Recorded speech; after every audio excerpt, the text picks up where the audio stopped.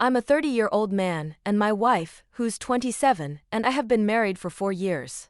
Looking back, we realize we might have married young, but it felt right at the time. We dated for a little over a year before deciding we were meant to be. But recent events have me questioning if we truly were. I've got a good job. My brothers and I started a jewelry business from scratch, and it's doing well. Working with family can be tough, but for us, it's been a breeze. We're close and rarely argue.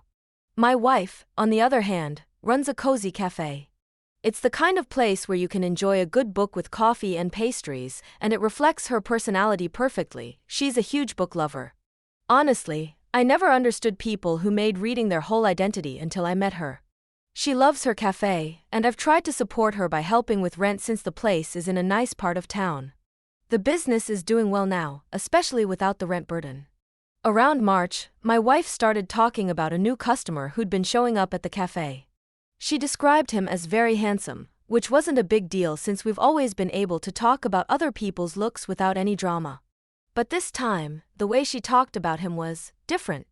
She went on about how he seemed like the hero in the romance novels she devours, the type of cheesy stories with tall, dark, mysterious men who sweep women off their feet. She mentioned he was from Serbia, used to work as a car dealer, and had come to the US for a fresh start. Apparently, he was tall, blonde, well-dressed, and spoke with a strong accent. She said he was a fan of Wild West stories and The Lord of the Rings, and she'd even recommended a few books to him. Honestly, I was trying to brush off her enthusiasm, but it was hard not to notice that she was describing him with way too much admiration. It seemed almost like she was idealizing him, which started to bother me. Eventually, Ivan, as she later told me his name, became just another customer, or so I thought. She didn't bring him up as often, which made me feel a bit more at ease. I even stopped by the cafe one afternoon and spotted him. He matched her description exactly, and yeah, he was a handsome guy. But I brushed it off and figured it was nothing. Then things got strange. One night, my wife came home with a silly grin on her face. When I asked her what was up, she told me Ivan had walked her home, and they'd talked about books on the way. Apparently, he'd asked her out on a date, but she turned him down, saying she was married. According to her, he was very apologetic, even held her hand before saying goodnight. She said it felt like something out of a book. That line hit me hard. It felt like she was romanticizing the whole thing, and I couldn't shake the feeling that she was genuinely excited by it all. A week later, she came home with a bouquet of flowers. When I asked about it, she casually explained that Ivan had bought them for her as a friendly gesture, saying she worked hard and deserved a little cheer. I pressed her, asking if she thought Ivan might have feelings for her. She admitted he probably did, but insisted the flowers were just a friendly thing. I found that hard to believe. Most guys don't buy flowers for a married woman who's turned them down. I was beginning to see Ivan's game clearly, but she seemed oblivious, or maybe just pretended to be. 2 days after the flower incident, she came home later than usual without mentioning she'd be out. I called her a couple of times with no response, but she eventually showed up, looking more cheerful than ever. The first thing she said was, "You won't believe the evening I had." She then went into detail about how she'd shown Ivan a local museum and treated him to American pizza, something he'd never tried before. They'd walked, talked, and enjoyed the evening together. When she was done, I asked her directly, "Are you attracted to Ivan?" She looked shocked and defensive, saying of course not, insisting she was just helping a new friend settle in. She argued that it was all innocent, that I was just being insecure, and that I had nothing to worry about. I tried to stay calm, but I told her I didn't want her spending time with him outside of the cafe anymore. She could interact with him as a customer, but that was it. She accused me of being insecure and jealous, and we ended up in a huge fight that left me on the couch that night. But at least after that, I stopped hearing much about Ivan. For a while, things settled down. She'd come home at her usual time, and there was no more talk of museums or friendly flowers. I thought that was the end of it. Then one afternoon, I decided to drop by the cafe again. To my surprise, my wife wasn't there. I didn't think much of it at first. I figured she might be out running an errand.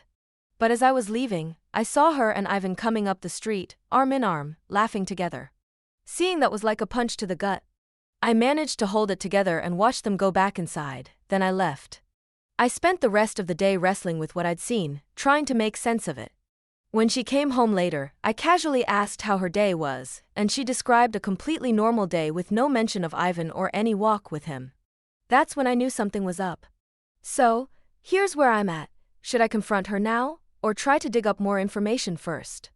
Part of me feels like if I confront her, she'll just deny everything, and I'll never get the full truth. I decided to find out the truth, no matter how hard it was going to be. I've never liked the idea of going through someone else's phone, it feels wrong. But at this point, I had to know what was really going on. So, one night when she was asleep, I picked up her phone. There, in a messaging app, I found a long conversation with Ivan. I exported it all to my phone to read later, deleting any trace of what I'd done. The conversation was everything I feared. They'd been talking constantly, and the messages weren't just friendly chats. They were filled with flirty comments and inside jokes. I found a part where they were talking about a book my wife had recommended. Here's the part that gutted me.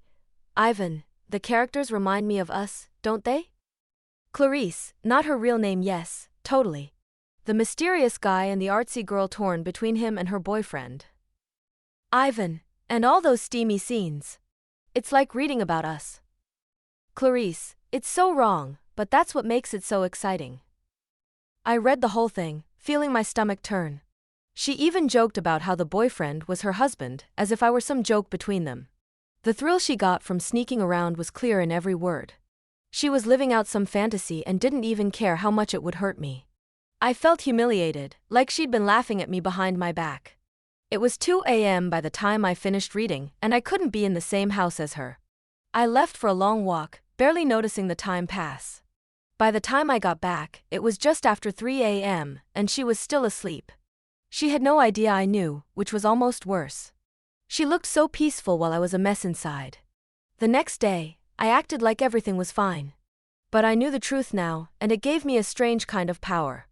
I wanted to catch her in more lies, to see how far she'd go. That evening, I casually asked her again about her day.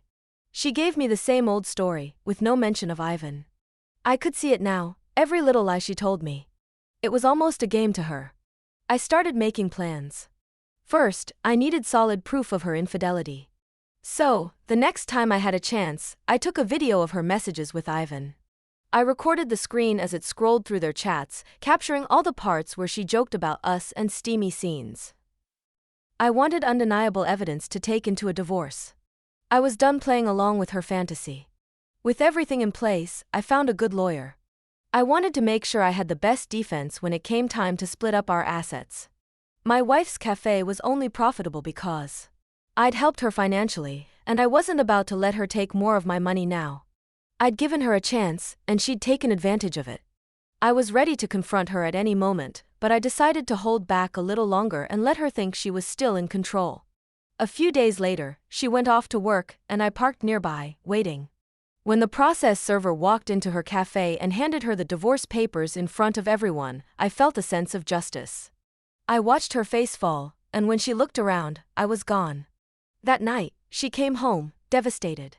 She kept asking me if it was because of Ivan, saying it was nothing serious, just a silly friendship. She was crying, begging, trying to convince me that I was overreacting. But I stayed calm. I told her I'd seen her and Ivan walking arm in arm that day, and I'd had enough. I didn't reveal everything I knew. I wanted her to keep wondering how much I'd uncovered. Her reaction was predictable. First, she tried begging, then she tried to tell me I was overreacting, and finally, she got defensive. She accused me of being jealous, insecure, and unreasonable. She kept repeating that nothing happened, but I just told her to leave. In court, things went exactly as I'd hoped. My lawyer made sure her infidelity was front and center. We even tracked some expenses she'd made from our joint account that aligned with their text messages, little gifts, and outings she'd paid for. It was clear she'd been using our money to spoil Ivan. My lawyer painted her as a gold digger who had betrayed me while I'd helped her build a business. She tried to defend herself, but the evidence was overwhelming.